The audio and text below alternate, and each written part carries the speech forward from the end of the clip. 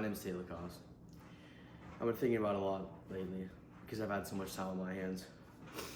Not much anymore though, and I thought I'd record what I have come to the conclusion of. I started thinking about experiences. Experiences shape who we are. If you didn't get that bad grade on that test, you would be different. If you didn't take that opportunity to get that job that boosted your career, you'd be different. Everything you do in your life shapes who you are. Where you will be in the future. Through the Sacraments, we can find purpose, healing, family. I remember when I was in high school, it was a long time ago, and I got accepted into the best high school in the state. I went there for 3 reasons. I wanted to be around others who were Christ-minded. I wanted a strong education, and I wanted to play lacrosse at the best school in the state.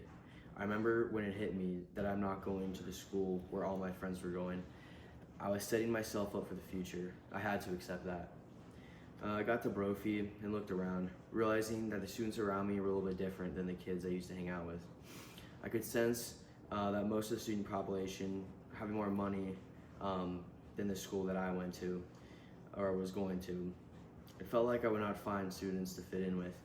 Many people went to exotic places on their vacation time, talking about golf and how long they'll be out of the country for this summer. I could never really relate in that way.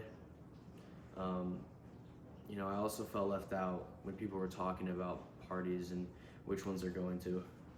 Over my years, I've been to a few parties in high school, but never drank. I knew my parents would want me to not drink, but I also didn't want to because I was trying to be the best athlete I could. Sophomore year is probably when it hit me. I was looking to fit in, to have others like me.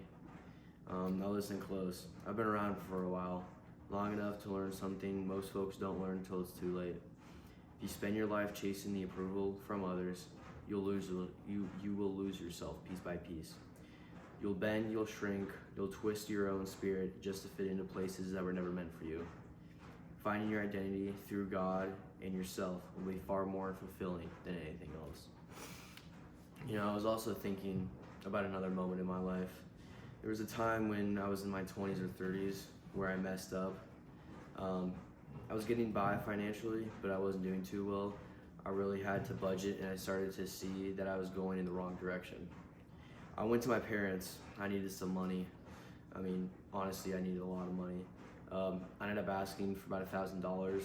Surprisingly enough, they said yes. They wanted to help me because they couldn't stand to see me like how I was. They even ended up giving me $5,000. I was in shock.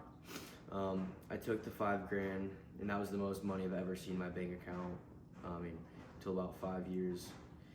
I ended up spending it all on material stuff. I kept on convincing myself that I needed all this that I was buying. I was buying nice clothes, cologne, and even bought a new computer. I ended up spending all that money and even a little more. I knew I was in trouble because I had no money to my name. I was so ashamed of myself, and I was at the lowest point in my life. I had to change. It was hard, but I knew how to do it. I picked myself up and went to my parents. It took me a while, but I told them that I would do whatever they needed me to do to earn back the respect and the money that I lost. My parents were certainly disappointed, but showed forgiveness toward me. They helped me get back on my feet and pointed me back toward God. From then on, I've been grateful for the forgiveness that they showed me that day. Here's the last thing that was on my mind.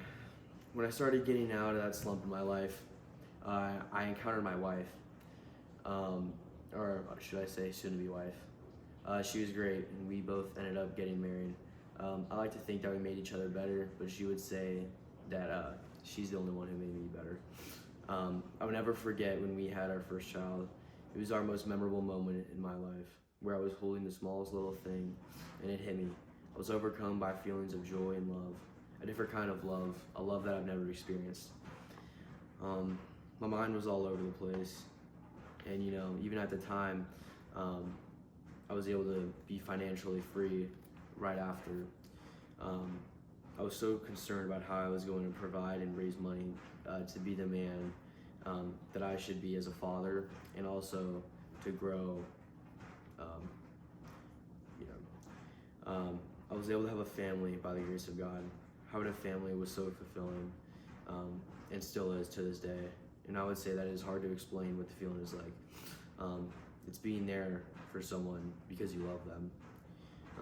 I pray that for whoever is watching this, that you are going to be loving, caring, and committed to your family.